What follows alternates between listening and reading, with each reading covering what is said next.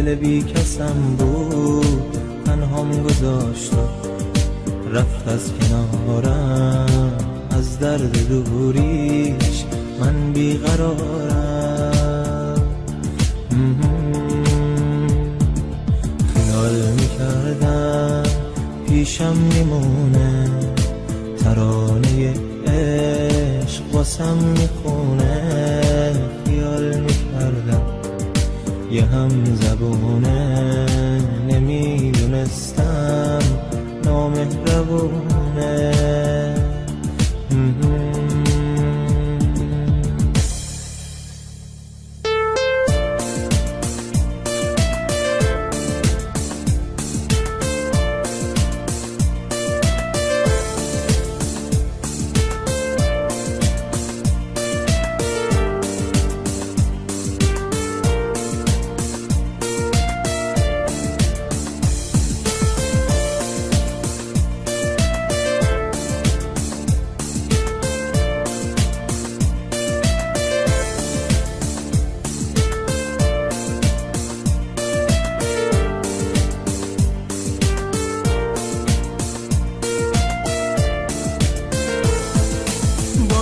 که رفته اما هنوزم از داغ عشقش دارم میسوزم.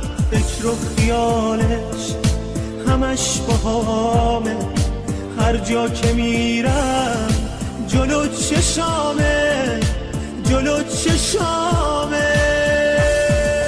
دلم میخواد تا دووم بیارم، رو درد دوریش مرهم بذارم. اما نمیشه، راهی ندارم، نمیتونم من طاقت بیارم، نمیتونم من طاقت بیارم. اون که یه وقتی تنها کسم بود، تنها پناه دل بی کسم بود، تنهام گذاشت و رفت از کنارم. از درد دوریش من بیقرارم. خیال میکردم پیشم میمونه، ترانه عشق واسم میخونه. خیال میکردم یه هم زبونه، نمیدونستم نامهربونه.